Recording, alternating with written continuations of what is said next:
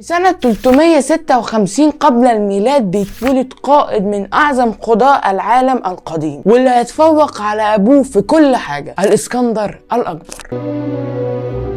في زمن الإسكندر الأكبر كانت اليونان مقسمة لمماليك صغيرة، وساعتها الملك فيليب المقدوني أبو الإسكندر كان عايز يجمع المماليك دي عشان يقف قدام جيش الفرس. بعت الملك فيليب لكل مملكة رسالة أو دعوة لضم كل المماليك مع بعض، منهم اللي رفض ومنهم اللي قبل. اللي رفض منهم الملك فيليب بعت عليه حملة، ومن الحملات دي عين ابنه الإسكندر الأكبر اللي ساعتها كان عنده 18 سنة قائد على جناح من أجنحة الجيش. والإسكندر الأكبر في المعركة دي كان متميز جدا لإدارته للمعركة. بعد سنتين ولما الإسكندر الأكبر بقى عنده 20 سنة أبوه اتقتل، والدولة اليونانية اللي جمعها أبوه كانت عايزة تنفصل، فكرة منها إن الولد ده هيكون ضعيف وهترجع عادي زي ما كان. بعد ما فيليب مات الإسكندر مسك الحكم بتأييد من انتيبيتر، وبعد ما مسك الحكم استعاد السيطرة على الولايات الإغريقية. وكان من أول التهديدات اللي حصلت للإسكندر الأكبر من القبائل المقيمة في مقدونيا الشمالية اللي هي دلوقتي بلغاريا. بعد ما عرف الإسكندر الأكبر راح بحملة عليهم لنهر الدانوب وكسبهم، بس رجال القبيلة كانوا ودوا أولادهم وأزواجهم لضفة النهر التاني، وراح معاهم الناس اللي نجوا من المعركة، وهناك تحدوا الإسكندر بمساعدة قبائل مقيمة هناك.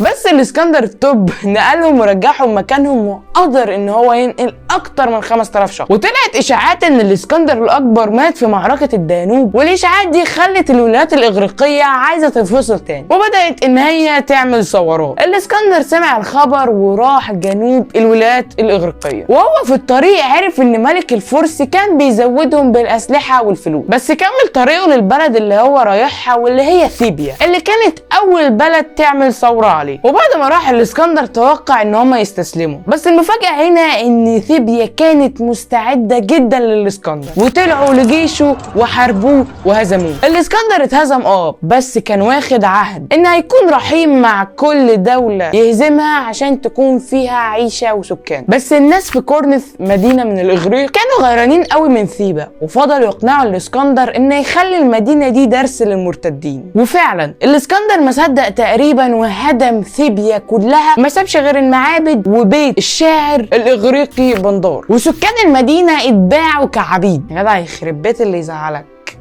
هيتخرب بيته حرفيا. وبعد كده الإسكندر الأكبر بقى زعيم الولايات الإغريقية للمرة الثانية أو الثالثة ايا كان، وقرر ان هو ينفذ خطة ابوه غزو الفرس. الاسكندر كان عنده سببين ان هو يغزو الفرس. اولا ملك الفرس داريوس ساعد الولايات الاغريقية على الثورة عليه، والاسكندر كان عارف ان داريوس مستني اي فرصة عشان يهجم على الاسكندر. والسبب الثاني ان في سنة 480 قبل الميلاد كان ملك الفرس زيركسيس غزا مقدونيا واليونان وحرق إثنية وكل المناطق والاشياء الاثرية. بدأ الاسكندر الأكبر إن هو يخطط وجمع جيش بين مقدونيا والإغريق، وكون الجيش من 35,000 جندي. أما خطة الفرس كان إتلاف كل حاجة مفيدة في الدولة، وتمكن داريوس إن هو يعمل جيش قوي عشان يحارب الإسكندر الأكبر.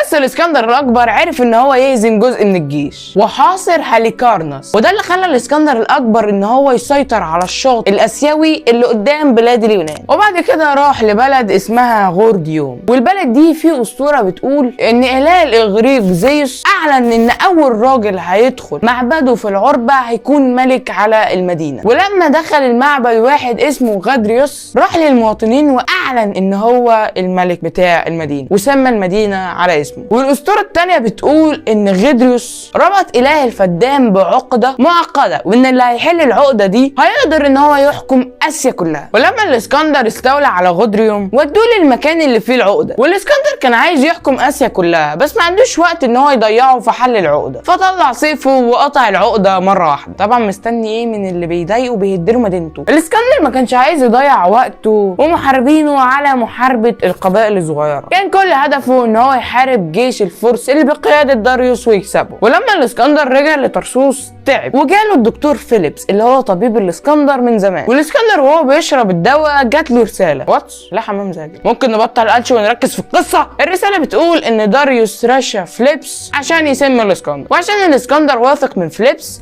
اداله الورقة وشرب الدواء قدامه ومات. مات. واللي عمل الحضارات واللي بنى مدينة اسكندرية قنقرينه.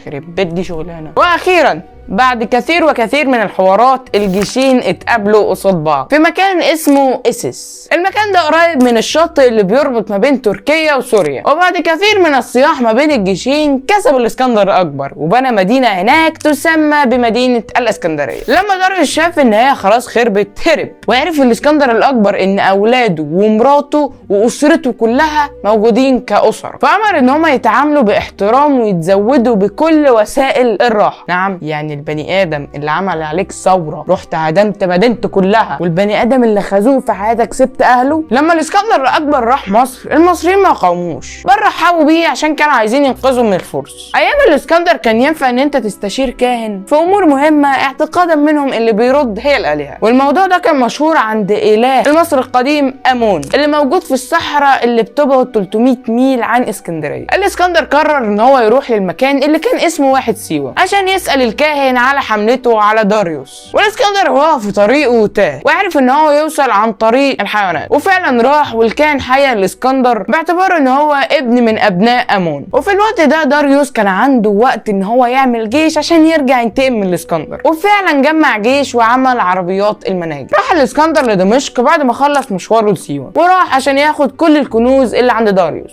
وخلص وراح يعدي على نهر دجله والفرات، وكل ده مفيش اي مقاومه من اي بلد هو بيروح. على الناحيه الثانيه داريوس كان مستني الاسكندر عند نهر دجله، وتقابلوا الجيشين في سنه 331 قبل الميلاد. والاسكندر اكل جنوده ونيمهم وكانوا في قمه الراحه والروقان. اما جيش الفرس كان مركزين باسلحتهم طول الليل، وبدات المعركه. عربيات داريوس بدات ان هي تهجم على جيش الاسكندر، بس بدات ان هي تموت على ايد الرماح. وعلى الناحيه الثانيه من اجنحه كل جيش الاسكندر فتحوا الجيش بتاعهم كتقسيم، وخلوا جيش الفرس يقتحم الجيش من النص، وقتلوا جناح من اهم اجنحه جيش داريوس. اما جناح الجيش اللي كان بقياده الاسكندر هجموا على راس جيش داريوس وخلاهم يهربوا. كلاون والله العظيم كلاون. وبعد المعركة اتفتح طريق بابل للاسكندر، ومسك حكم الدولة وعين حاكم من الفرس على كل مدينة، وعرف مكان داريوس وطرده وخد كنوز. وبعد كده راح لنهر المرغاب وعرف ان افغانستان عاملين ثورة عليه، وكعادة الاسكندر عمل ايه؟ نفخهم بس. وبعد كده اتجوز الاسكندر من رخسان عشان يحسن علاقاته مع اسيا الوسطى. في سنة 327 قبل الميلاد نظم الاسكندر الاكبر حملة بنفسه ضد قبائل في وادي سوات وبنير، وكانت معركة شرسة جدا بين الطرفين. لو مش مصدقني روح اسأل اي حد كان في المعركة دي هيأكد كده. والاسكندر اتصاب في كتفه من رمح، بس في النهاية جنود الاسكندر كسبوا. وبعد كده هجموا على قلعة مساغة، وجنود القلعة حاولوا يحموها بكل جهدهم، والاسكندر معرفش ان هو يدخل ولا يهزمهم، فقرر ان هو يدمر القلعة. وفعلا تقريبا بعد 5 ايام دمر القلعة وسواها بالارض. وبعد كده دخل معارك مع قبائل قلعة اورانو، وبعد 4 ايام دمر القلعة. وبعد كده راح الاسكندر الاكبر عند نهر السند وقاتل الحاكم المحلي الملك بورس حاكم البنجاب في معركة هيداسيبس. وبعد المعركة حب الاسكندر شجاعة بورس فعقد معاه تحالف وعينه حاكم على بلد. غريبة، اسكندر عنده احساس وقلب زينا. وبعدها بسنة حصلت معركة في شمال اسيا الصغرى، معركة نهر الغيرانيكوس. راح الاسكندر لتركيا وبالتحديد في اقليم بيرجيا، وقوات من سطافرة والامبراطورية الفارسية بتجمع جيوشهم في زيليا متجهزين للمعركة عند النهر. والاسكندر اغلبية المعارك اللي خدها كانت على الانهار، فبقى عنده خبرة في المعارك دي بالذات، وحصلت نتيجة غير متوقعة وهو فوز الاسكندر الاكبر. كنت متوقعها؟ طموح الاسكندر ان هو كان يوحد اجناس البشر ويخليهم شعب واحد، بس للاسف الموضوع ده خلى جنود اليونان يتضايقوا بشكل كبير، وحصلت بين الاسكندر واليونان معارك كتير جدا. وفي اخر معركة للاسكندر الاكبر جمع جيوشه وطلب ان هم يرجعوا لبلدهم، وقال: ليذهب كل واحد منكم وليخبر السكان في الوطن بانه هجر ملكه الذي قاده من نصر الى نصر عبر العالم. وقعد في وليمة مع قائد وجيش اليونان هو وجنود، وفي الوليمة قال ان هو كان يتمنى ان سكان الارض كلهم يعيشوا في سلام وسعادة. والله طيب، ظلمنا الراجل. ما نعرفش لو الاسكندر الاكبر كان ممكن يحقق هدف، لانه معاش كتير، لانه مات بعد الوليمة دي بسنة. بس قبل ما يموت الاسكندر حفر مينا وأمر ببناء 1000 سفينة، لأن هو كان عايز يكتشف كل الشواطئ العربية في محاولة إن هو يكشف طرق جديدة. مرض الاسكندر الأكبر قبل إبحار الأسطول ب3 أيام، مات وهو عنده 32 سنة بعيدا عن أرض. كان موت الاسكندر صدمة للمقدونيين وفرحة وبهجة للفرس. وفي نهاية الحكاية ما تنساش إنك تصلي على النبي وتنزل تحت تعمل لايك شير سبسكرايب وتفعل زر الجرس. ما فعلتش هتلاقي لينكات التواصل تحت الديسكربشن. وبس كده، سلام.